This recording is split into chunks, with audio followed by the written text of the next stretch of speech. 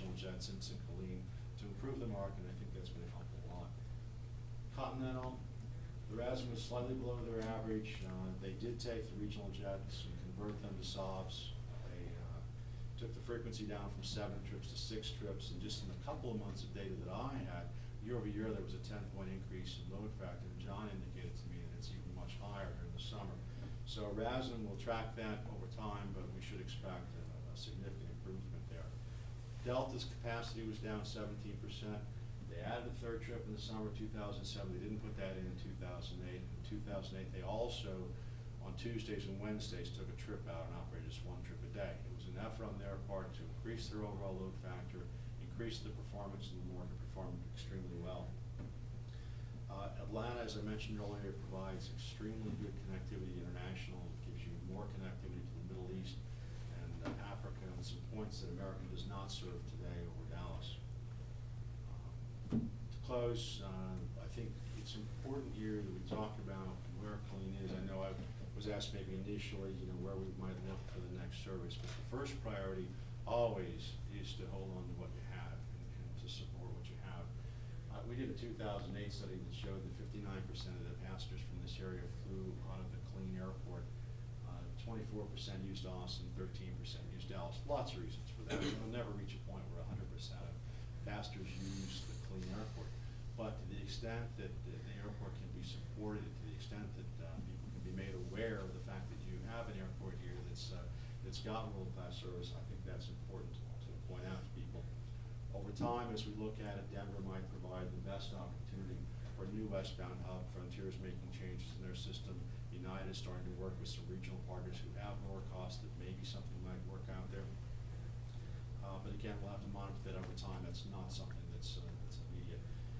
Legion and Sun Country and others provide leisure travel. As I mentioned before, they're great to have in the marketplace. They're good for the local population to have places to go to spend the money, but they don't drive your economy.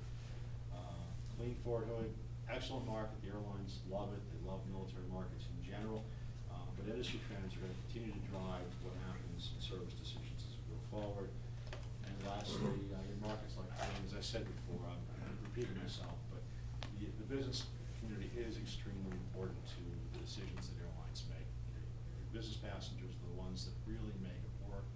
And in the case of Killeen, they're here because of your military and business passengers. They're not here for your leisure passengers to Florida. And I think you have excellent service, and I'd like to see that continue. With that, I hope I didn't go through that too quickly, but I'm here available for any questions you may have. Yes, sir. I have a statement for John. Commissioner Brown and I were at a regional water meeting last night, and the gentleman that was heading up the regional water meeting was talking about how we all need to come together as a region and work. And in his presentation, he said, and it's great to know that there's an airport in Killeen that we can all fly out of easier than Austin. And this was a group of folks that were from the south and east of us. And Tim, I don't know, he just pitched it out there, and I thought, God, what a great unsolicited announcement to all these folks. That it was kind of like, if y'all didn't know it, it's over there, and it's an opportunity to fly easier than Austin. So I thought that was great to have somebody unsolicited, non-paid, make a pitch for our airport. That's great. Thanks. Will he say that on camera? I think you probably would. Yes, sir. Notice Southwest Airlines flies into McAllen. Is that subsidized that's down not there, true. or why do they fly there? To fly to Harlingen, Harlingen. yeah. I don't believe it's subsidized, no. No, it's not. You want me to speak to that, since I came from there? Yes, sir. The reason Southwest Airlines is in Harlingen Is is. it because of you? No. When Southwest Airlines started, they went into 3 airports in their first year. They went into a 4th airport in their second year, and that 4th airport was Harlingen, because the relationship of Herb Kelleher with the community. And they've grown their business down there. It's the only place they serve in the valley. They will not serve any place else. And the Harlingen Airport is built on the backs of Southwest. And so the numbers didn't drive that. I'm sure they That's look what at the I've numbers seen, yeah. now, but it was an emotional, really more of a political decision than anything else. Yeah. It's nice to have the background so that he's there. Any other questions? I was curious about one point you made talked about some of those marginal markets where local communities or the state had ponied up some commitments to try to incentivize, keeping service. An example like the one you mentioned in California where they went ahead and pulled service anyway, what happened to some of those commitments that have been made? I noticed some of that was for advertisement and so forth, and assuming those dollars had already been spent. The advertising dollars had already been spent. You know, the service was in place for a year, and, you know, they're looking at that maybe as a market that they can re-enter. You know, there have been some very hard feelings on the part of some communities. I can imagine. Somebody air service in, but I'll tell you, that really wasn't the case in Arcata. Arcata, what happened was, as you come into a market, you know, usually it's meant to be a win-win situation, right? I mean, at the end of the day, if the airline's making money, if not, the airline's not making money, they're not gonna stay. If people aren't flying it, they won't stay. What happened in Arcata was, through all the projections, through all the surveys they did, they were confident that they would produce X number of passengers. They produced about 2/3 of that.